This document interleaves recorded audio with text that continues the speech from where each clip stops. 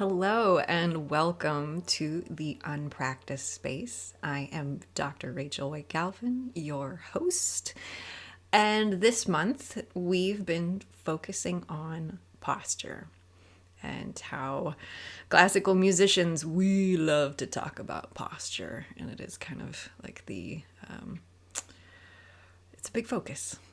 I don't know what else to say other than it is a big focus in lessons, in master classes, just about anywhere. So we've talked about what is good posture.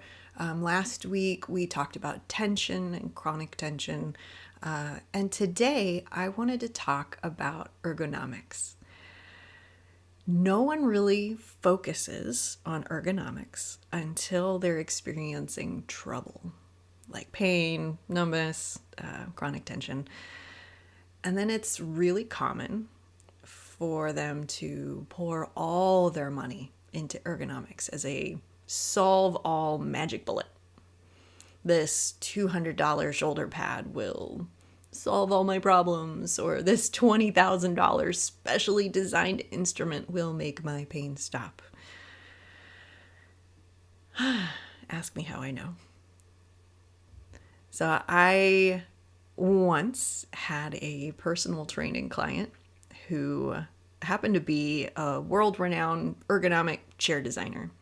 All the joys of living in the Santa Barbara area and working there, and the interesting people you meet. So he was a world-renowned ergonomic chair designer. I only trained him for about a season, I think maybe like the spring or into the summer. And he left me with all these fun nuggets. He was a super fun guy to train, but these nuggets like no drink until there's ink, like in regards to signing contracts, or easy in, hard out, hard in, easy out, as this concept for designing chairs. My biggest takeaway from our time swinging kettlebells on the beach was that ergonomics was invented to keep humans from doing inhumanly activities for as long as possible. So, in other words, how can we get the most productivity out of our employees? And even though it's thought of as helping workers avoid injury, the primary objective of ergonomics is and has always been production.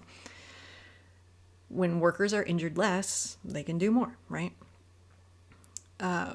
I don't think there are many people that would argue against preventing injury. That's definitely a good thing, preventing injury. And if somebody were to argue against it, they would definitely be somebody to back away from slowly and then run really fast. But I do think there's some nuance here that needs to be discussed. We talk about needing to fix ourselves, right? In terms of repair, we fall very hard into the vernacular of machinery and how we're like machines. And now, in the age of computers, we get often compared to computer programs and being hacked and all that kind of stuff. But we're not machines. And I think I hit on this in the first episode this month. We're not machines. Fixing ourselves is not a thing. And in the area of ergonomics, when we talk about fixing ourselves, we actually end up affixing ourselves, right? Making it impossible to move. You think about affixing something to a wall, right? It's not going to move. You hope it won't move, right? So the limitations of movement by ergonomics actually creates more problems in the long run. The ergonomics that you use might feel better in the moment, but they're not a long-term solution without some other consideration, right? Not saying you should just toss out your expensive shoulder rest or your $20,000 instrument. Don't do that. But there's more that we need to think about. So ergonomics are tools. I'll say that again. Ergonomics are tools. They have an appropriate time and place. When we become too reliant on them, that is how we can end up injured. Maybe more injured, as in like, here was an injury I had. I started using this ergonomic whatever, and now that injury is worse.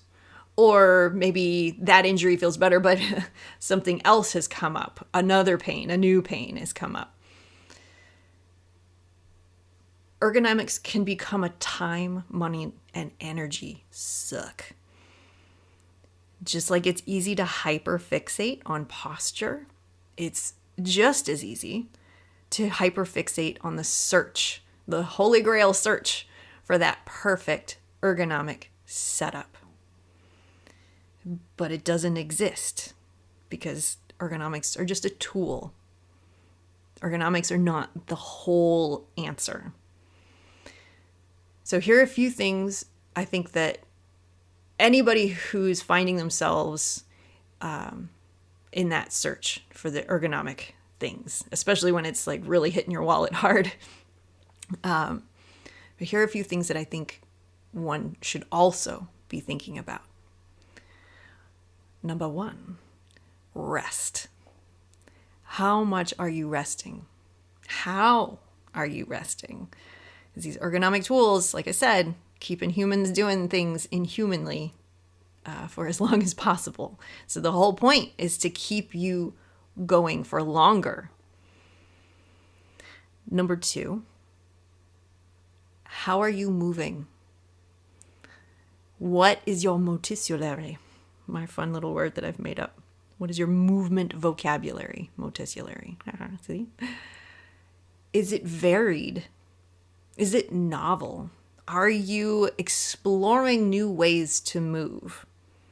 Because if you're locked in those same old movement patterns, and remember the ergonomics helps affix you to those movement patterns even further, then you're going to experience some trouble from that. So finding varied and novel movement. And then there's self-awareness. You know, that comfy desk chair or wrist holder on your keyboard or the fancy mouse, whatever, the shoulder rest, you can go with the instrument specific stuff too. If it keeps you sitting in that chair longer and you're not noticing maybe the stiffness or some chronic tension popping up, then trouble is going to come from that. So having the self-awareness to be able to move yourself into a different position, to work for a little bit longer, but just in a different position, that's going to be really helpful. So I'm not saying throw out any of your ergonomic tools. Not saying that at all, though you might find that some of them are actually less helpful than you originally thought. But what I'm saying is add to your ergonomics these ideas of rest, varied and novel movement, and self-awareness. So cultivate those ideas, and then you can reevaluate, that's a word right there, reevaluate your ergonomics, your setup. You may not find that it actually has to be as perfect or as precise as you once thought. So I think that's it for today. I came in at under 10 minutes. It's amazing. The last 2 have been a lot longer.